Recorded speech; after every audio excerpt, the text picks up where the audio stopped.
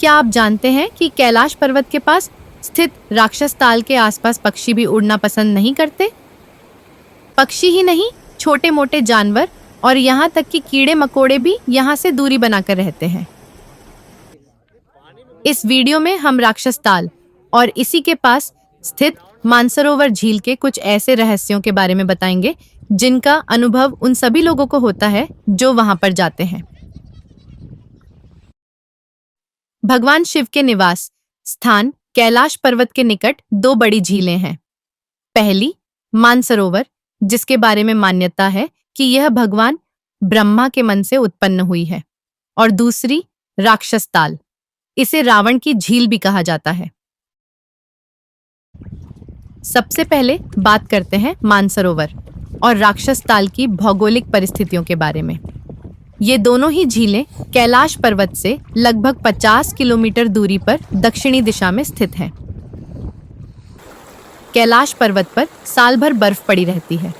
कैलाश और आसपास की चोटियों से पानी पिघलकर लगातार नीचे आता रहता है। कैलाश पर्वत की चोटी से आने वाला जल कई छोटी बड़ी धाराओं के माध्यम से दो बड़ी झीलों में जमा होता रहता है। जब आप कैलाश पर्वत के सामने खड़े होकर वहां से उतरती जलधाराओं को देखते हैं तो आपको सहज रूप से उस कथा पर विश्वास हो जाता है जिसमें कहा जाता है कि गंगा भगवान शिव की जटाओं से होती हुई स्वर्ग से उतरी थी।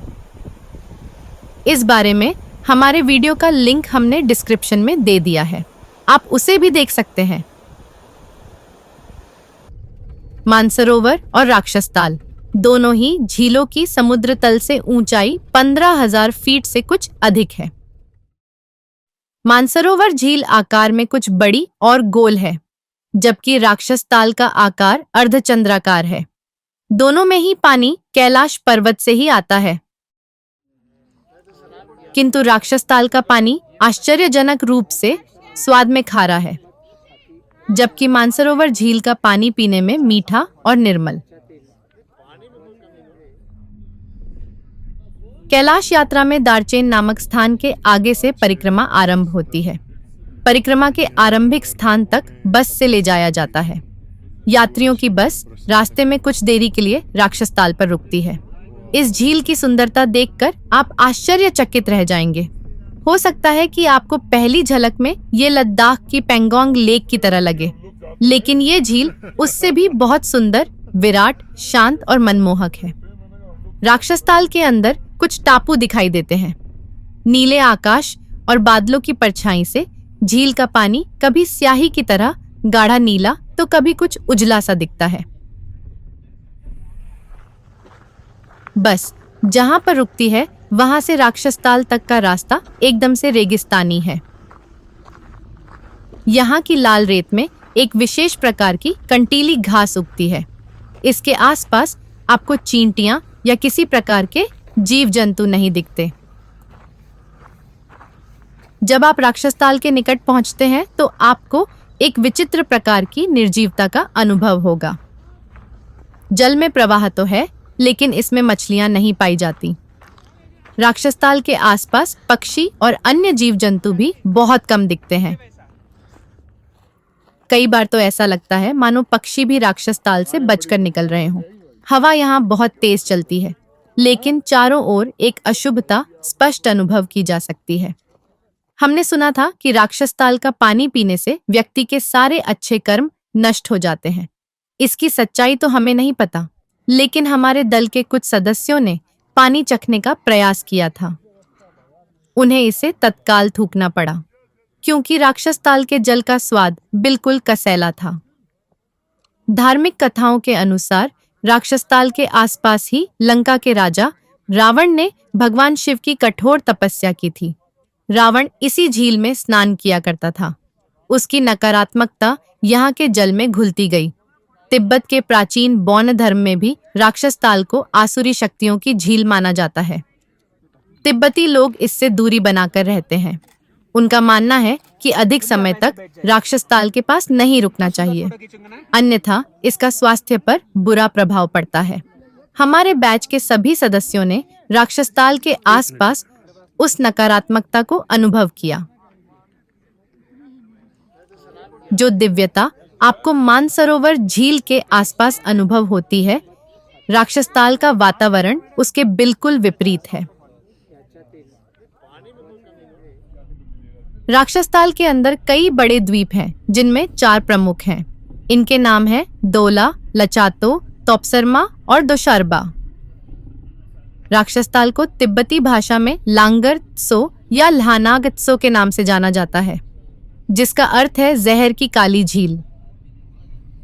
तिब्बती मानते हैं कि इसका जल शापित है और इसे छूने से भी बड़ा नुकसान हो सकता है, इसलिए वे इसके आसपास भी नहीं जाते। राक्षसताल का पानी खारा होने के साथ साथ विषैला भी है। चीन में हुए वैज्ञानिक परीक्षणों के अनुसार राक्षसताल में स्नान करने अथवा इसका पानी पीना स्वास्थ्य के लिए ठीक नहीं है। तिब्बत में स्थानीय लोग ऐसी घटनाओं के साक्षी रहे हैं जब राक्षसताल में स्नान करने भर से किसी को कोई गंभीर बीमारी हो गई। राक्षसताल के ठीक बगल में ये मानसरोवर झील है। एक स्थान ऐसा भी है जहां दोनों झीलों के बीच मात्र आधे किलोमीटर की भूमि है। एक ओर राक्षसताल और दूसरी ओर मानसरोवर। दोनों के ही गुण एक दूसरे के बिल्कुल विपरीत। मानसरोवर और राक्षसताल एक छोटी सी नहर जैसी नदी आपस में जोड़ती है। इसी के माध्यम से राक्षसताल का जल मानसरोवर में पहुंचता है। इस नदी को गंगाछू रिवर के नाम से जाना जाता है। हमें नहीं पता कि इसके नाम में गंगा शब्द मात्र संयोग है या इसका कोई छिपा हुआ अर्थ है, लेकिन इसी के माध्यम से राक्षसताल का जल मानसरोवर में पहुंचते ही निर्मल और मीठा हो जाता है। स्थानीय गाइड ने हमें बताया कि वर्ष का कुछ समय ऐसा भी होता है जब मानसरोवर का जल राक्षसताल में बहकर जाता है। मानसरोवर का जल वहां पहुंचकर वैसे ही खराब गुणों वाला बन जाता है। कई स्थानों पर दावा किया जाता है कि चीन प्रशासन ने राक्षसताल के चारों ओर बाड़ लगा रखी है और किसी को उसके पास जाने की अनुमति नहीं है। यह दावा गलत है। कुछ स्थानों पर बाड़ अवश्य लगाई गई है, लेकिन उसका कारण कुछ और है। राक्षसताल के आसपास वैसे ही कोई बसाहट नहीं है। मनुष्य तो क्या, पशु पक्षी भी इससे दूरी बनाकर ही चलते हैं। मानसरोवर झील की भी समुद्र तल से ऊंचाई उतनी ही है जितनी राक्षसताल की। इसका पानी बहुत ठंडा होता है, लेकिन यहाँ आपको राक्षसताल जैसी कोई नकारात्मकता अनुभव नहीं होगी। मानसरोवर झील पर मौसम बहुत तेजी से बदलता है। कई बार एक और बारिश होते हुए और उसके पास ही धूप देख सकते हैं। मानसरोवर झील पर अनेक पक्षी उड़ते दिख जाएंगे। इसके किनारों पर जो घास उगती है उसमें भी आपको ढेरों सूक्ष्म जीव या कीट पतंग घूमते फिरते दिखेंगे। मानसरोवर झील का पानी चंद्रमा के गुरुत्व से सीधे प्रभावित होता है। पूर्णिमा के आसपास इसमें समुद्र की तरह ज्वार भाटा भी अनुभव किया जाता है। राक्षसताल और मानसरोवर के इन विपरीत गुणों का वैज्ञानिक कारण समझ से परे है। हालांकि इसके पीछे की जो धार्मिक कथाएं हैं उनमें एक संदेश छिपा हुआ है।